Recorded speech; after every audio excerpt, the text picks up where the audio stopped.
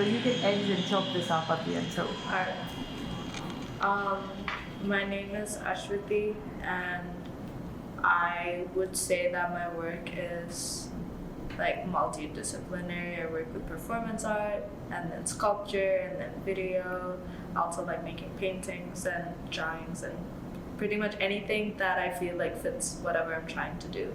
I'm from India, and I was born and brought up in Chennai in South India, and I just moved here. But I think Providence is my home now. I really like Providence. I wanted to start by asking you if you could talk a little bit of why do you make work, or why you think you are inspired to make work.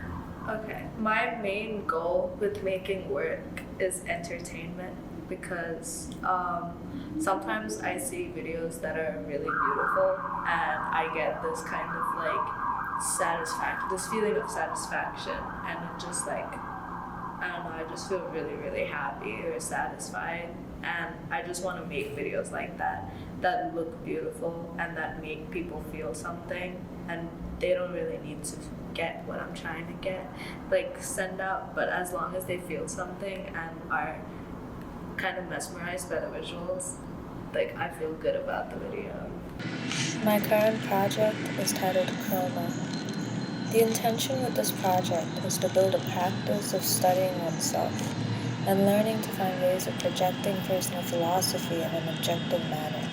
I was intrigued with the idea of self-awareness, glitches, and the meta, and the possibility of creating an ambiguous body of work that would gain its message through its existence and longevity.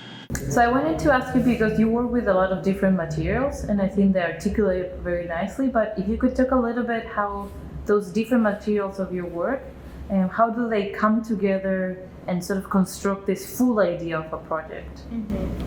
So sometimes when I'm working and I have a concept in my head that feels really like important, that I need to work on it, and I feel like certain mediums just don't like explain it as much as something else. Like the project that I'm currently working on, I couldn't see it being a video, because anytime I think of it being a video, I think of a story of a character and it feels really detached from me.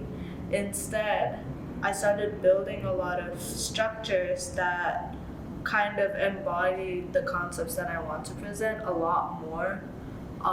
And these sculptures, like the softness of it, like resemble some kind of fragility, and then the metal roughness of it, the hardness of it kind of contrasts that, and all of these like physical attributes of these objects speak more than me scripting a story and animating the story.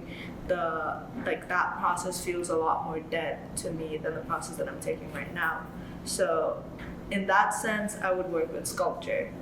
If the feeling that I was trying to explain was a lot more performative, I would build a performance art for it, and it's always like things that I feel intuitively work better is like what I choose to follow. I ended up writing a lot of poetry for this project, so there will be like a lot of text involved in this piece as well, which I usually never do, but this time it felt realer than like a narrated like animated video. So it's all just kind of like what feels best is like kind of my approach to making things. My objects, my frames of animation, everything I created now, in the past, and things I will create in the future are imbued with the feelings from the time of resurrection. The first conflicts came with my anxiety of whether or not these objects need to be tied to the purpose behind its creation. I prefer these objects to exist on its own, like a child that isn't conditioned by the ideologies of a mother. My vessels are given the choice of free will to make their own purpose. I birthed my pieces. They are my flesh and blood, and yet I don't want them to be clones of me. They will exist with the loose association of its diaspora. I am truly afraid of being transparent. My experiences are my own to navigate and for others to perceive at face value with zero context. a new recreated vulnerability dictated by others of which I have no control. What does glitch mean to you?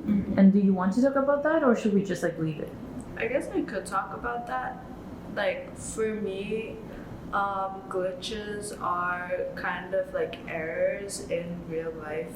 Like you kind of have this like proposed idea of like where the world needs to go, or like this proposed idea of like events in your head, and then a glitch would be something that unexpectedly shifts your like trajectory. And I think in a strange way, like the way I view glitches, the like the whole process that I had this time was just one glitch after another, and like trying to mediate that and trying to like make it work. And um, like instead of an aesthetic glitch, I think the glitch becomes more of like a conceptual thing for my process. But I think it is really connected to my work.